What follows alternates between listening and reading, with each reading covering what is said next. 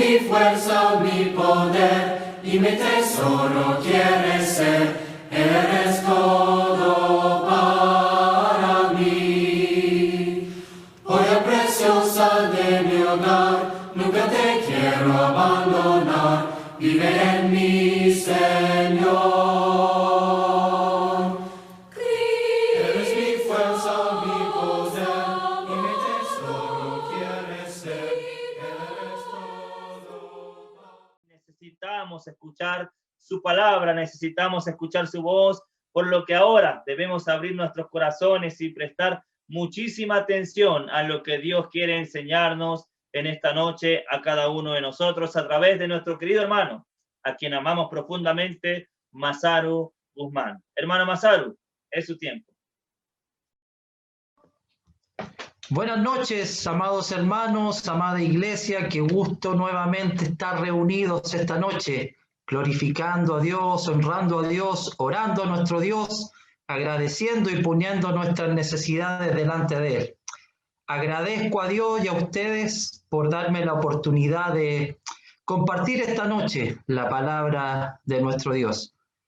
Quiero invitarles a que puedan abrir sus Biblias en el libro de Tito capítulo 3, por favor. Vamos a estar ahí esta noche, en el libro de Tito capítulo 3, desde el versículo 4 al versículo 7. Eso es lo que vamos a estar compartiendo para la gloria de nuestro Dios en esta noche. Tito capítulo 3, desde el versículo 4 al versículo 7. Dice la palabra de Dios así: pero cuando se manifestó la bondad de Dios nuestro Salvador y su amor para con los hombres,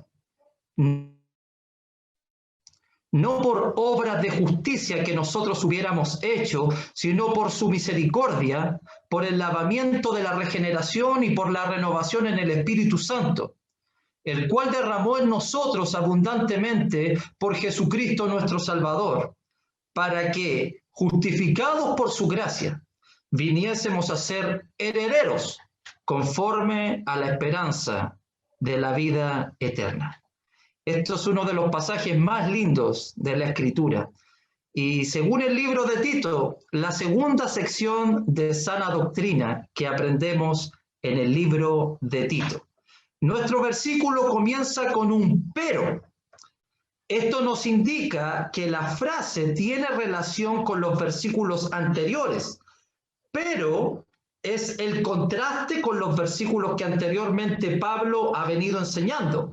¿Y cuál es esta enseñanza? Está en el versículo 1 al 3 del capítulo 3, especialmente el versículo 3. Por favor, mire, léalo conmigo. Recuérdales que se sujeten a los gobernantes y autoridades, que obedezcan, que estén dispuestos a toda buena obra, que a nadie difamen, que no sean pendencieros, sino amables, mostrando toda mansedumbre para con todos los hombres. Fíjese en esto. Porque nosotros también éramos en otro tiempo insensatos, rebeldes, extraviados, esclavos de concupiscencias y deleites diversos, viviendo en malicia y envidia, aborreciéndonos, aborrecibles y aborreciéndonos unos a otros. El versículo 3 es el corazón del hombre sin Dios. ¿Y sabes qué?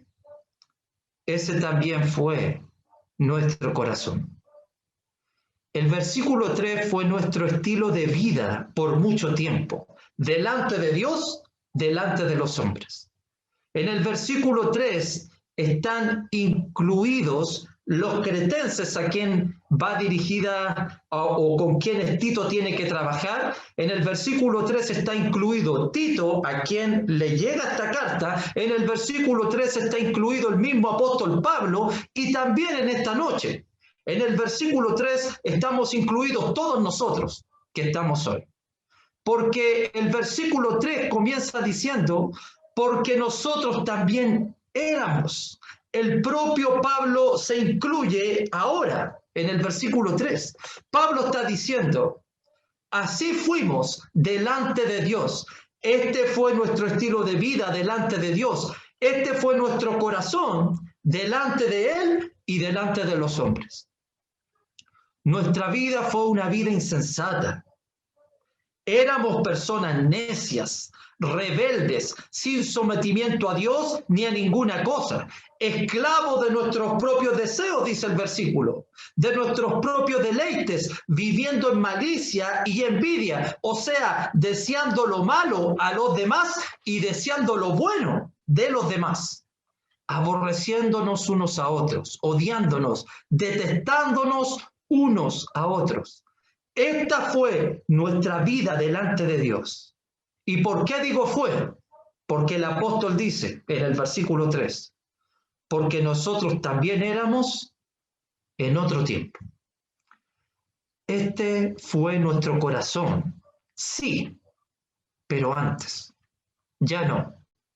Esto fue lo que vivimos en otro tiempo, pero ya no. Sí, fuimos insensatos, fuimos rebeldes, fuimos esclavos de nuestros deseos, deseábamos lo malo a los demás, deseábamos lo bueno de los demás, nos odiábamos unos a otros, pero en otro tiempo.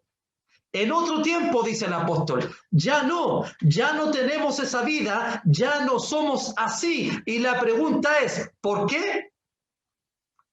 Esto es lo que vamos a desarrollar desde el versículo 4 al versículo 7. El corazón del hombre sin Dios, versículo 3, es insensato, rebelde, extraviados, esclavos de concupiscencias y deleites diversos, viviendo en malicia y envidia, aborrecibles y aborreciéndonos unos a otros. Versículo 4, pero, ahí está el contraste, pero, ahí encontramos el contraste entre versículo 3 y versículo 4. Quiero por favor que pienses en estas dos frases. Pero, cuando se manifestó la bondad de Dios, piensa en pero y piensa en Dios. Subraya estas dos frases. ¿Sabes por qué? Porque estas frases nos muestran cuál es el corazón de Dios en comparación con el corazón del hombre. El hombre, según versículo 3, es insensato, es rebelde y es extraviado. Pero Pablo dice en versículo 4, pero Dios, el contraste. Dios no es así. Dios no es igual. El hombre es insensato, el hombre es rebelde, el hombre es extraviado, pero Dios no es así. Por eso Pablo hace este contraste. Dios es todo lo opuesto al hombre. Dios es todo lo opuesto a lo que nosotros fuimos. El hombre es esclavo de concupiscencias y deleites diversos, según el versículo 3, pero Dios no es así. El hombre es envidioso y se aborrecen unos a otros, pero Dios no es así. Este es el contraste entre el versículo 3 y 4, que es muy importante. Esto nos muestra claramente que ninguna persona en este mundo puede tener un cambio real en su corazón sin la presencia de Dios en él. Solos no podemos, porque nuestro corazón era todo lo que dice el versículo 3. Y cuando estuvimos en esa condición, totalmente perdidos, totalmente apartados de Él, es Dios quien derrama sobre nosotros dos cosas, mostrando por qué es diferente a nosotros. Versículo 4. Pero cuando se manifestó, mira, escucha, la bondad de Dios nuestro Salvador y su amor para con los hombres. Por eso es tan importante ver el contraste entre versículos 3 y 4. Mientras los hombres, todos nosotros, nos aborrecíamos, sentíamos envidia los unos por los otros, nos despreciábamos, Dios derramó sobre nosotros su bondad y su amor. La palabra manifestó del versículo 4, es la misma palabra que se utiliza en el capítulo 2. 2 veces la ha ocupado Pablo ya. Esta palabra tiene el sentido de una luz que llegó para alumbrarlo todo, incluso al lugar más oscuro. Esto nos enseña que Dios manifestó. Esta es la idea. Dios manifestó absolutamente toda su bondad, todo su amor. Vemos aquí la bondad y el amor de Dios manifestado en su máxima expresión. Quiere decir por completo. Por completo. Por hombres como nosotros que teníamos un corazón totalmente rebelde delante de Él. Dios manifestó toda su bondad, Dios manifestó todo su amor en su máxima expresión por todos nosotros. Eso es lo que Pablo quiere enseñarnos. Dios derramó en su máxima expresión toda su bondad y su amor. Y no es que Dios antes de esto no había mostrado su bondad. No es que Dios no había mostrado su amor, porque Dios ha derramado esto sobre nosotros desde el principio, desde el Génesis. La frase en Génesis, y vio Dios que era bueno, que se repite 7 veces en el capítulo 1, nos está mostrando que Dios está derramando sobre nosotros su bondad. Dios está derramando sobre nosotros su amor, sobre su creación. Y eso no debemos dudarlo. Pero lo maravilloso en el libro de Tito es que esa bondad y ese amor han llegado hasta su máxima expresión, hasta lo máximo, por completo, a todos nosotros. Eso es lo que quiere decir Pablo acá. Se ha manifestado en su totalidad, completamente, el amor y la bondad de Dios sobre nosotros. Ya no somos los del versículo 3, eso fuimos en otro tiempo, porque Dios ha derramado sobre nosotros todo su amor y toda su bondad. Amén. Nosotros manifestábamos malicia y envidia, según versículo 3, y en ese momento Dios manifestó completamente su benevolencia, su amor por nosotros. Es interesante para mí que Pablo no usa la palabra ágape en este pasaje para referirse al amor de Dios, sino que usa la palabra filantropía. Y es interesante que lo diga aquí. La palabra filantropía significa amor hacia la humanidad. Esto es importante en el pasaje, ya que en el versículo 3 Pablo muestra la inhumanidad del hombre hacia el hombre. ¿De qué forma? Aborreciéndonos unos a otros. Pero Dios, el contraste, ama la humanidad que se aborrece entre sí. Ese es nuestro Dios. Por esa razón Pablo comienza con este contraste en versículo 4. Y ahora va a dar la razón de por qué ya no vivimos como antes lo hacíamos. La razón es, según el versículo 5, porque Él nos salvó. Mira la primera frase. Nos salvó. Dios nos salvó. Él nos salvó. Aquí está el por qué. ¿Por qué ya no somos así? ¿Saben por qué ya no somos insensatos? Porque Dios nos salvó. ¿Sabe por qué ya no somos rebeldes? Porque Dios nos salvó. ¿Sabe por qué ya no hablamos mal de los gobernantes y autoridades? Porque Dios nos salvó. ¿Sabe por qué ya no somos esclavos de nuestros deseos? Porque Dios nos salvó. ¿Sabe por qué ya no somos envidiosos? Porque Dios nos salvó. ¿Sabe por qué ya no nos aborrecemos unos a otros? Porque Dios nos salvó. Esta es la única razón de por qué ya no vivimos en pecado. ¿Por qué ya no somos los del versículo 3? Porque Dios nos ha salvado. Ya no somos los del versículo 3 porque Dios nos salvó. Graba esto en tu corazón. Ya no somos así. Ya no vivimos en pecado. No porque recibamos un mandamiento. Es simplemente porque Dios nos salvó. Amén. Él nos salvó. Él derramó toda su bondad, todo su amor, aunque éramos esclavos del pecado, para salvarnos. Por eso la iglesia se reúne. Por eso esta noche la iglesia está orando delante de Él. Por eso esta noche estamos conversando con Él. Por eso esta noche estamos cantando alabanzas a su nombre. ¿Sabes por qué? Porque Él nos salvó.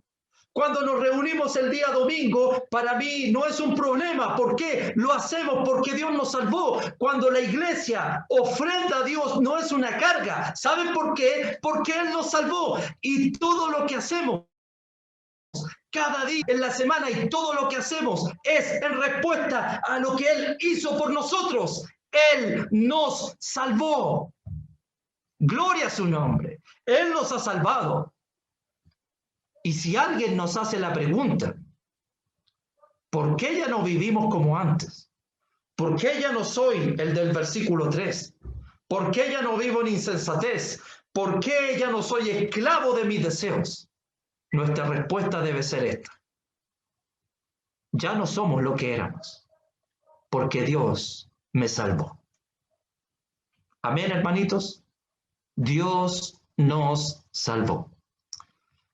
Y ahora Pablo mostrará un contraste en el texto. Dos cosas. Número uno, lo que no nos salva versus lo que sí nos salva. Primero va a comenzar con lo que no nos salva. Dice el versículo 5, nos salvó, escucha, no por obras de justicia que nosotros hubiéramos hecho. Hermanos, la salvación no proviene de lo que nosotros hagamos o podamos hacer, porque la salvación no es por obras. No hay ninguna cosa que podamos realizar para ser salvados. ¿Por qué? Porque la salvación no es por obras. El esfuerzo humano está excluido de la salvación, porque la salvación no es por obras. Y para que podamos entender bien este punto, Pablo no está rechazando cualquier obra, sino las mejores, las obras de justicia. Imagínate, las obras de justicia en las que está rechazando Pablo.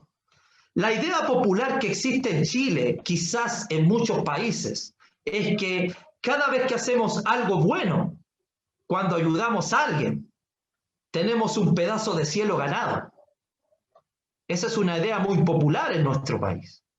Pero Pablo dice aquí que ninguna obra, ninguna tarea que realicemos, por más justa o recta que sea, no nos puede salvar, porque la salvación no es por obras. Hermano, esto significa esto. Noé, Abraham, Moisés, David, Elías, Jeremías, no pueden salvarse por lo que hicieron, porque la salvación no es por obras, por más maravillosa que haya sido la misión que hombres, eso no los salva. De hecho, nosotros no tenemos asegurada la salvación por el trabajo que realices en la iglesia. ¿Por qué? Porque la salvación no es por obras. Ningún esfuerzo humano puede salvarnos, aunque haya realizado las obras más justas, las obras más grandes, las obras más buenas. Nada de esto te salva, porque la salvación no es por obras. Amén. No es por obras. Ahora bien, si esto que acabo de decir nos ha confundido y se nos está pasando por la mente no trabajar ni hacer nada por la iglesia, porque no somos salvos por obras, déjame decirte que estamos muy equivocados. Y para nada es lo que quise decir. La pregunta que debemos hacernos es, ¿debemos hacer obras los cristianos? Mira, quiero que leas por favor el versículo 8 conmigo.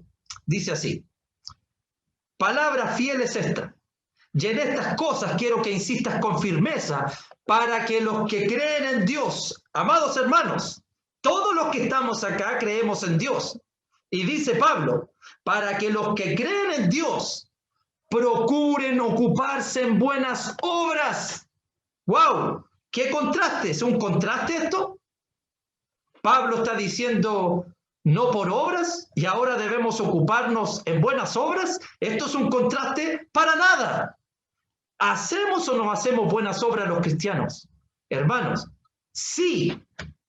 Hacemos buenas obras. El cristiano debe hacer buenas obras. Los hijos de Dios deben ocuparse en buenas obras. Debemos seguir sirviendo al Señor como lo hacemos, incluso mucho más cada día. Pero, escucha, no para ser salvados, sino porque somos salvados. Esa es la diferencia. Todo lo que hagamos para el reino de Dios, hagámoslo en respuesta a lo que Él hizo por nosotros. Él nos salvó. No hacemos obras para ser salvados, hacemos obras porque somos salvados. El capítulo 2 de Efesios dice que Dios no nos ha dado la salvación, nos ha dado la salvación por gracia, no por obras para que nadie se gloríe, pero creados en Cristo Jesús para buenas obras. Esa es la idea. Nuestras obras son en respuesta a la salvación que Dios nos da, no para recibir la salvación, sino porque eres salvado. Amén. Esa es la idea. Porque soy salvo, porque Él me salvó. Hago buenas obras, me dedico a las buenas obras. Hacemos buenas obras para la gloria de nuestro Rey. Esa es la idea. Eso es lo primero. Dios nos salvó, pero no por obras de justicia, porque la salvación no es por obras. Pero ahora nos dice lo que sí nos salva, según el versículo 5. Nos salvó por su misericordia. Dios nos salva por su misericordia. No es por lo que hagamos, sino por lo que Él hace. Dios se dolió en el corazón vernos perdidos, ya que nuestros corazones eran insensatos, rebeldes, eran envidiosos y nos aborrecíamos unos a otros. Y Dios, al vernos perdidos, derramó su bondad y su amor sobre nosotros para salvarnos por medio de su gran misericordia. Es su misericordia lo que nos salva. Él se dolió en el corazón vernos en pecados y en vez de mandar castigo, derrama su bondad. En vez de derramar su ira sobre nosotros, derramó todo su amor. Ese es nuestro Dios. Cuando Pablo se refiere a las obras de los hombres en este versículo, se refiere a ellas en forma plural. Él dice, no por obras. Esto significa muchas o todas las obras. Pero cuando habla de lo que nos salvó, la misericordia de Dios, lo dice en forma singular. Él dice, su misericordia. ¿Sabes qué significa? Una sola obra, la cruz de Cristo. Ni todas las obras de los profetas, de Noé, de Abraham, de Isaac, de Moisés, de Elías, incluso nuestras propias obras justas, todas juntas, se comparan a la obra más grande que existe, la cruz de Cristo. Esa es la obra más grande que Dios ha hecho. La obra más maravillosa, la obra que nos puede salvar, la misericordia de Dios, la cruz de nuestro Señor, la gran obra, la obra más grande para salvar al mundo. Además de esto, que el instrumento que Dios usó para salvarnos, el versículo 5 dice, por el lavamiento de la regeneración. Y en cuanto a la idea de estas dos palabras, lavamiento y regeneración, debemos pensar en dos cosas. Número uno, el lavamiento es el sujeto, aquella persona que necesita ser lavada. Dos, la regeneración es el objeto. Aquella persona que fue lavada se regenera. Entonces es en el lavamiento donde fuimos regenerados, donde fuimos limpiados, donde fuimos purificados. Y según el Nuevo Testamento, lo único que nos lleva a purificarnos, a regenerarnos y a limpiarnos es el bautismo. El bautismo es el instrumento de Dios para lavarnos y limpiarnos del pecado y así ser regenerados. Por eso, cuando vemos la propia conversión del apóstol Pablo en el libro de los Hechos, Ananías le dice, ¿por qué te detienes? Levántate y bautízate. Lava tus pecados invocando su nombre. Ahí fue donde Pablo se lavó de su vida pasada. Ahí fue donde Pablo se lavó de la vida del versículo 3, de la vida de pecado. Y cuando salió del agua, salió para vivir una vida totalmente nueva y regenerada. no para seguir viviendo igual, sino una nueva vida regenerada totalmente. Fue lo mismo que Dios hizo por nosotros. Dios derramó su misericordia y nos lavó, nos regeneró para que ahora que hemos vuelto a nacer, nuestras vidas sean para la gloria y honra de nuestro Dios. La palabra regeneración, hermanos, es esta palabra. Palingénesis significa Dios hizo un nuevo Génesis en nosotros. Dios hizo un nuevo inicio, un nuevo comienzo en nuestras vidas. Nuevo Génesis. Esta palabra regeneración, nuevo Génesis, aparece solo 2 veces en el Nuevo Testamento. Aparece aquí en Tito y también en el libro de Mateo, en el capítulo 19. Y cuando Jesús usa la palabra regeneración en Mateo, Jesús se refiere al día en que todo será regenerado, el día en que Dios hará nuevas todas las cosas. ¿Qué va a causar eso? Bueno, la presencia del Rey en su trono, la presencia de Dios sobre su creación. Él hará todas las cosas nuevas cuando se manifieste. Pero aquí en Tito, Dios está regenerando, Dios está haciendo un nuevo comienzo, Dios está haciendo un nuevo Génesis, no en su creación, sino en tu vida, dentro de nosotros. En nuestras vidas. No es que Dios cambia nuestro corazón. Dios hace un corazón totalmente nuevo, porque Dios hizo un nuevo comienzo, un nuevo Génesis en todos nosotros. Cuando vemos el libro de Génesis, primer libro de la Biblia, Dios de la nada crea al hombre y lo hace a su imagen y semejanza, sin pecado. Pero en este pasaje, Dios va a crear algo de algo ya creado, de un hombre totalmente pecaminoso, de un hombre totalmente perdido, lo hará totalmente nuevo a la imagen de su Hijo Jesús. Eso es lo que está pasando en nuestras vidas. En Mateo 19, la regeneración viene por la presencia del Rey sobre su creación, cuando se manifieste. Pero aquí en Tito, la regeneración viene por la presencia del Rey dentro de ti, porque dice el texto, y por la renovación en el Espíritu Santo. Hemos sido lavados y regenerados para que habite en nosotros el Espíritu Santo de Dios, quien nos va renovando por completo en cada momento de nuestras vidas. Dios ha hecho un nuevo comienzo, un nuevo Génesis en nosotros, y la evidencia de que ya no somos los mismos es que está entrando en tu vida el poder de la presencia del Rey. Él va renovándonos por completo. No es que el Espíritu va a estar al lado tuyo, no es que el Espíritu va contigo, sino que el Espíritu viene a habitar dentro de ti. Su presencia vive en ti. Un nuevo Génesis está ocurriendo dentro de ti a través de la presencia del Espíritu Santo. Ya no somos los mismos. Dios está trabajando dentro de ti. Dios está haciendo un nuevo Génesis dentro de ti. Porque Dios te ama, porque Dios es bueno, porque derramó su misericordia, porque hemos sido lavados, porque Él habita en ti. Ya no somos los mismos. El mundo te puede ver igual, las personas te pueden ver igual físicamente, pero no Dios. Eres su mayor creación, su nueva creación, donde Él vive, habita y reina dentro de ti.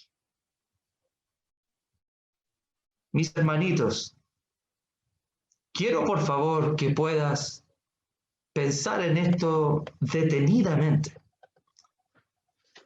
A veces no entendemos lo que Dios ha hecho y está haciendo en nosotros. Nos cuesta tanto ir a su presencia. Nos seguimos sintiendo cargados de pecado. Nos avergonzamos a veces estar conversando con Él. No nos sentimos dignos porque nos seguimos sintiendo culpables. aún no entendemos que somos sus hijos y nos cuesta acercarnos a Él. Nos cuesta acercarnos como lo hizo su Hijo Jesús. Pero ¿sabes qué? Esta noche Dios quiere enseñarnos acá que podemos ir a su presencia con toda confianza. Podemos acercarnos a Él tal como Jesús lo hizo y que incluso podemos repetir las mismas palabras del Señor Jesús diciendo, Abba Padre o Papito. ¿Sabes por qué? Porque hemos recibido el mismo Espíritu que habitó en Jesús. Gálatas dice, por cuanto sois hijos, Dios envió a vuestros corazones el Espíritu de su Hijo, el cual clama, Abba Padre. Es nuestro papito. Acércate con confianza. Dios conoce tus luchas. Dios conoce nuestras debilidades, porque vive en nuestros corazones. Sabe lo triste que te sientes cuando caes. Aún así, con nuestra debilidad, Dios nos da el Espíritu que habitó en su Hijo, para que en todo momento, incluso si caemos, podamos acercarnos y decirle, ayúdame, papito. Eso es lo que Dios quiere, que nos acerquemos confiadamente delante de Él. Hácelo con confianza, hermano. Nuestro papá, nuestro Dios, nos ha dado el mismo Espíritu que habitó en Jesucristo.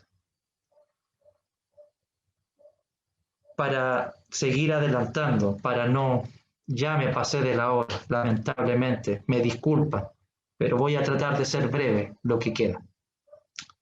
Este Espíritu que derramó sobre nosotros, el versículo 6 dice, el cual derramó en nosotros abundantemente.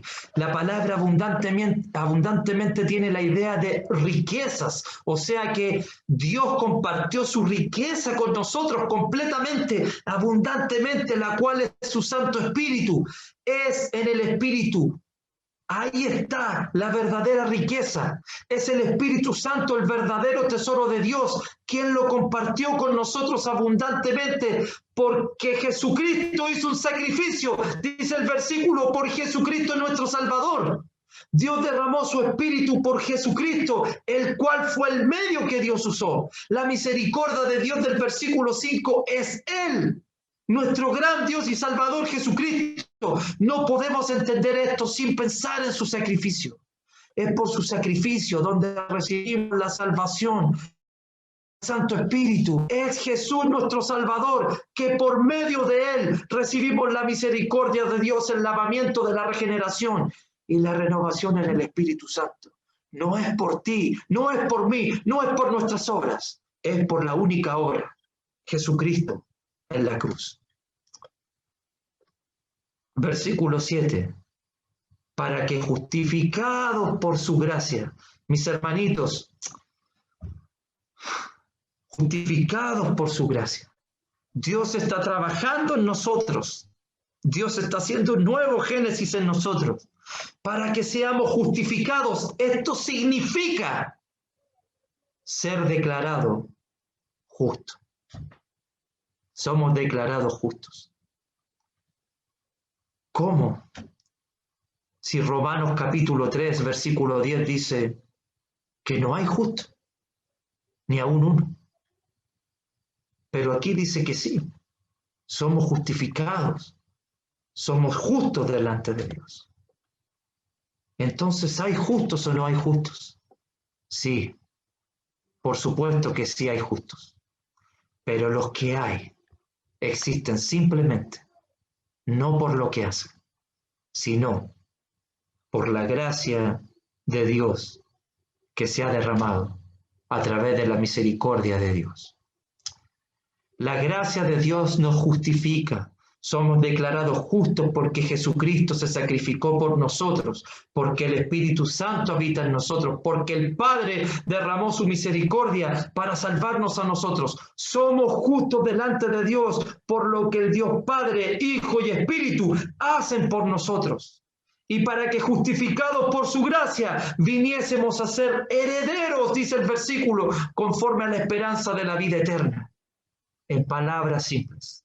La salvación la tenemos, pero en cualquier momento comenzaremos a disfrutarla, comenzaremos a disfrutar esta maravillosa herencia y ver completamente la gloria de Dios. Esa es nuestra esperanza. Amén, mis hermanos. En conclusión, fuimos extraviados, rebeldes y esclavos, pero en otro tiempo. Dios derramó toda su bondad y amor sobre nosotros. Nos salvó por su misericordia, nos lavó y comenzó un nuevo génesis en nosotros. Su Santo Espíritu vive dentro de ti. Somos justificados, tenemos esperanza y recibiremos la herencia.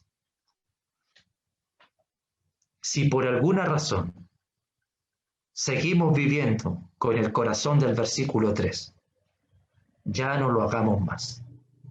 ¿Sabes por qué? Porque Él nos salvó. 2. Si vemos hermanos, no nosotros, si vemos hermanos que siguen viviendo con el corazón del versículo 3, no los desprecies, no los despreciemos, ayudémoslos. Mostrémosle que Dios comenzó un nuevo génesis en su vida y no los despreciemos. ¿Sabes por qué?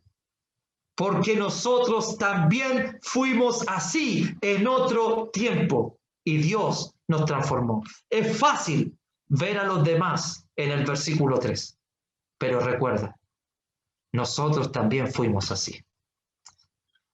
Y por tercero, si en esta noche hay visitas que no han tomado la decisión de entregar su vida al Rey, porque quieres cambiar primero, porque no estás listo para tu bautismo, déjame decirte que no podrás cambiar solo, porque la regeneración comienza con el lavamiento y con el Espíritu Santo de Dios viviendo en ti. Es hora de entregarse. Tú no puedes cambiar, pero Dios sí puede regenerarte en el bautismo, en el lavamiento.